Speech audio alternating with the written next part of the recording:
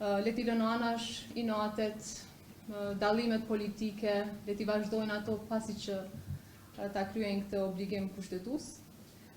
Sigurisht që do t'ju kontaktojmë edhe ndoshta nuk do t'ju ngarkojmë shumë, por përgjithësitë e presidentit, presidentes, dosjet që po i shoh këtu para vetës, e kam parasysh që puna nuk është shumë e lehtë, por me një përkushtim maksimal timin, kabinetit tim, si dhe administratës së këtij institucioni, jam e bindur që do t'i kalojmë çfarëdo sfide që ne kemi para vetës.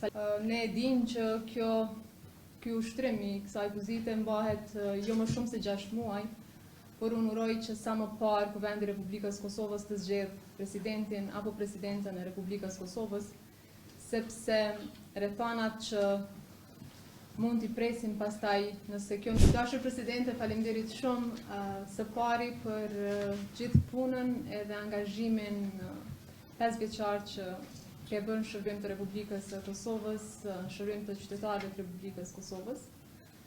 Sigurisht që për Kosovën është shumë e rëndësishme që në krye të institucioneve të kenë njerëz që kanë integritet të lartë, moral, profesional, edhe që secilin vendim që e marrin e kanë parasysh shtetin edhe qytetarët e Republikës së Kosovës.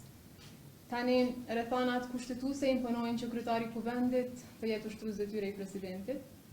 Në këtë rast presidentes, unë e kuptoj përgjegjësinë, i kuptoj obligimet kushtetuese dhe zotohem që do të veproj në përputhje me kushtetutën dhe legjislacionin fuqi. Ne e dimë që ky ushtrim i kësaj pozite mbahet jo më shumë se 6 muaj, por unë uroj që sa më parë Kuvendi i Republikës Kosovës të zgjedhë presidentin apo presidenten e Republikës Kosovës, sepse rrethanat që mund t'i presim pastaj nëse kjo nuk ndodh, pra me tekst të zgjedhjet e jashtëzakonshme, mendoj që nuk janë mirë as për qytetarët e Kosovës, as për vetë shtetin e Kosovës, duke pasur parasysh punë që i kemi ne para vetës. Me këtë rast, unë sërish i bëj thirrje grupeve parlamentare, deputetëve të Kuvendit të Republikës Kosovës, që sa më parë të ketë një zgjidhje për çështjen e presidentit. Le t'i lënë anash inatet, dallimet politike, le t'i vazhdojnë ato pasi që ta kryejnë këtë obligim kushtetues. Por deri atëherë, natyrisht që siç e përmenda, unë do të angazhohem maksimalisht që përgjegjësitë që ka presidenti t'i kryej me seriozitetin dhe me profesionalizmin më të lartë. E përmendet presidenti që ne kemi pas një bashkëpunim shumë të mirë, edhe gjatë kohës sa kemi qenë të dyja deputete, edhe gjatë kohës sa unë kam qenë ministre e drejtësisë, sidomos në reformën drejtësi. E kur jemi këtu, jam shumë e lumtur që ndonse me vonesë, tashmë ajo që ne kemi nisur në 2021 po merr kuptim, pra reforma në drejtësi po jetësohet. Jam shumë e bindur që do të kemi raste, momente tjera të bashkëpunimit. Unë jam shumë e hapur që me vazhdu bashkëpunimin me ju. Të uroj shumë suksese në angazhimin tënd, kudo që ju keni vendosur që ta bëni atë.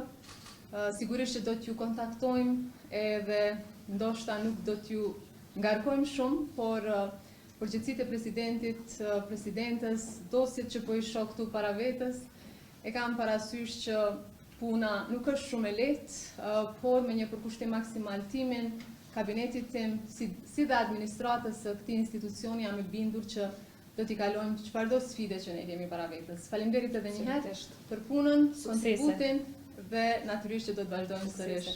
Ne po ja u dorëzojmë simbolikisht kushtetutën, e pastaj kur na japin pak hapësirë mediat do të fillojmë secilën dosje një nga një.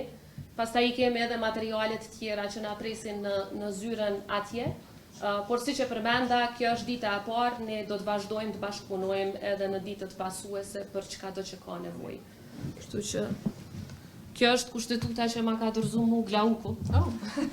Kur e ka marrë detyrën prej tij, kur ai ka qenë ushtrues detyre, e të njëjtën po ta dorëzoj sot. Faleminderit. Për Glaukun njuftën është fjala, se kemi një Glauk tjetër këtu. E Glauku që e kemi këtu ka punë me juve. Së është për media. Suksese. Faleminderit shumë gjithëve. Faleminderit shumë.